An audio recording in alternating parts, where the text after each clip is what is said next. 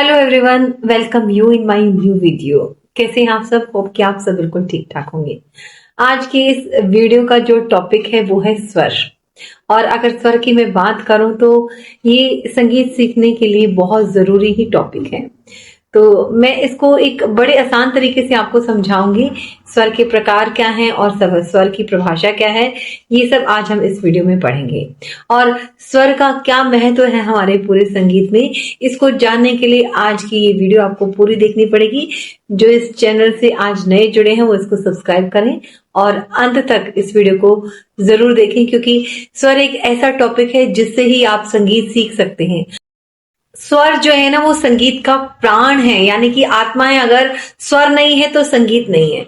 यानी कि वो आवाज जो हमें अच्छी लगे वो है स्वर, और हमें सुनने में जो अच्छी लगेगी वही म्यूजिक है। अगर आपको इरिटेट कर रही है कोई चीज, अगर आपको परेशान कर रही है तो वो संगीत नहीं है।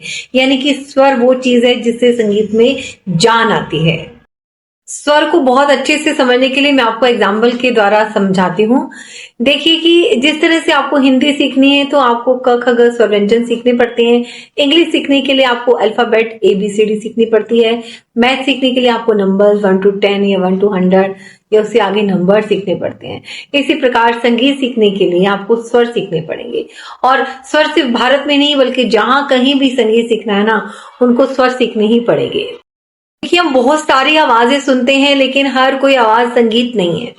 इस बात को हमें समझना पड़ेगा कि जिससे हमारा मन प्रसन्न हो और जिससे हमें खुशी मिले वो है स्वर। आपने एक वर्ड सुना होगा, नाद। नाद क्या है? हर सुनने वाली आवाज।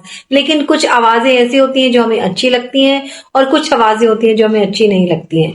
जो हमें अच्छी लगती हैं, जो हमें सुकून दे रही है आवाज, वो है स्वर। और स्वर कितने प्रकार के होते हैं, स्वर को हम किस तरह से पेपर में आपको लिखना है, स्वर की परिभाषा क्या है, आइए मैं आपको इस वीडियो में समझाती हूँ।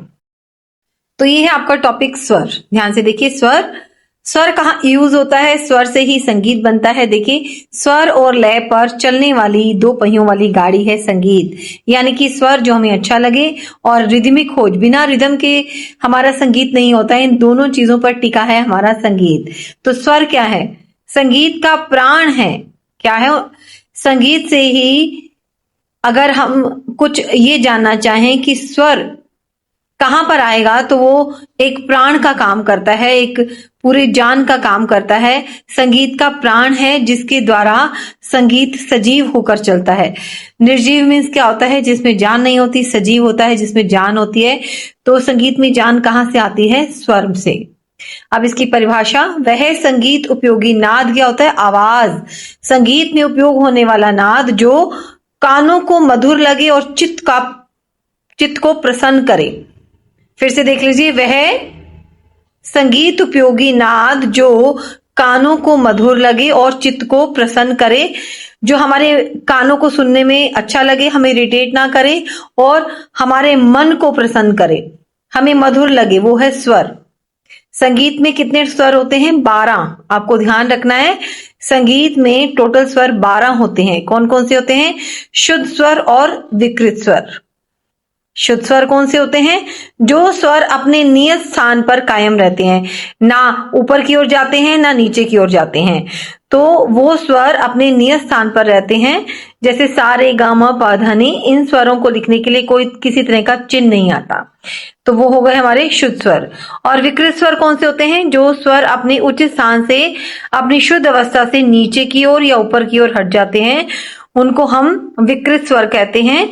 ये 2 प्रकार के होते हैं। आइए मैं आपको इसको डिटेल में समझाती हूं। देखिए, स्वर टोटल होते हैं 12।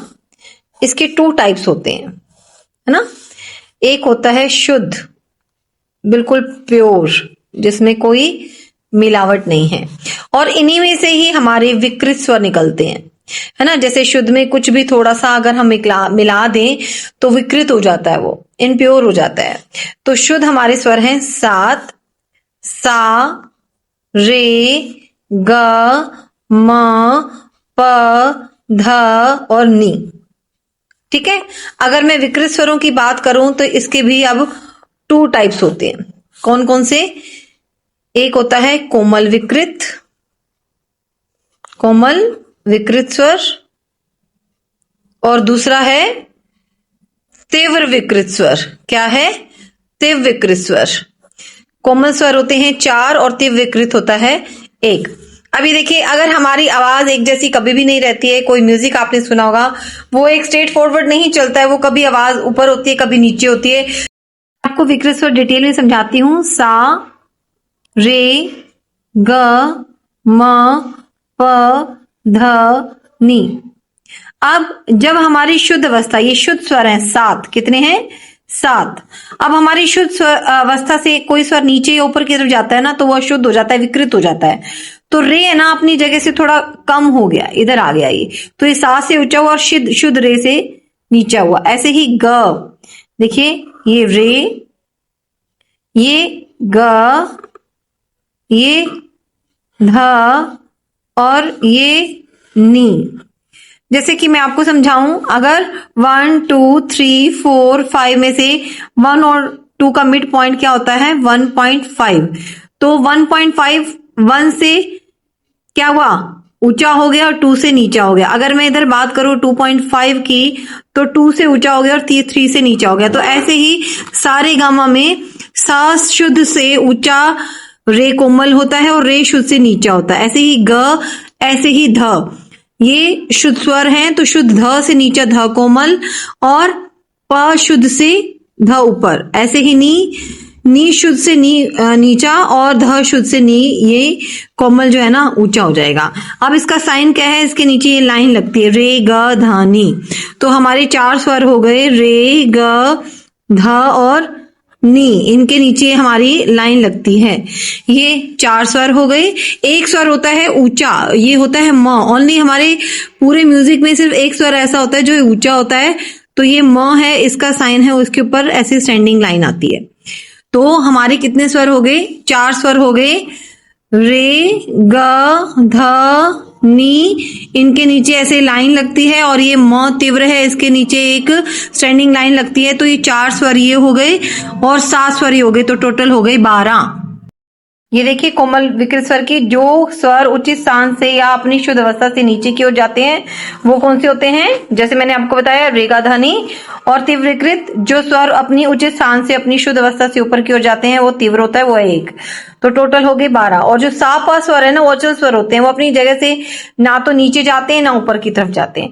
अब स्वरों के ना नाम है, अगर म्यूजिक में हम पढ़ेंगे इसको तो आपको पता लगेगा कि षडज क्या होता है, ऋषभ क्या होता है। तो सा को ना हम षडज बोलते हैं, रे को हम ऋषभ बोलते हैं, ग को हम गंधार बोलते हैं, म को हम मध्यम बोलते हैं, प को हम पंचम बोलते हैं, ध को हम धैवत बोलते हैं, नी को हम निषाद बोलते हैं। फिर से देख लीजिए, सा की अगर बात होगी तो उसको षडज बोला जाता है, रे ऋषभ, ग गंधार, म मध्यम, प पंचम, ध धैवत और नी और निषाद। तो ये स्वरों के नाम थे। स प जो मैंने आपको बताया अचल, या इसका एक और नाम है अटल। अटल जो अपनी जगह पे से हिलते नहीं है, बिल्कुल स्टिल रहते हैं। जैसे 0 होती है ना माइनस होती है ना प्लस होती है, तो ऐसे स प बिल्कुल अपनी जगह से नहीं हिलते। जो जगह से हिलते हैं, ऊपर नीचे जाते हैं, वो होते हैं विकृत स्वर। ये 4 कोमल विकृत स्वर और 1 तीव्र विकृत स्वर। रे गा धा नी, इनके नीचे ये लाइन आती है, देखिए। और इसमें म जो है ना, ये तीव्र है, ये ऊंचा होता है स्वर, इसके ऊपर ऐसे स्टैंडिंग लाइन आती है। अगर मैं आपको पूछूं कि ये रे है तो ये रे शुद्ध है, अगर ये रे है तो ये कोमल है, ये इससे नीचा होगा।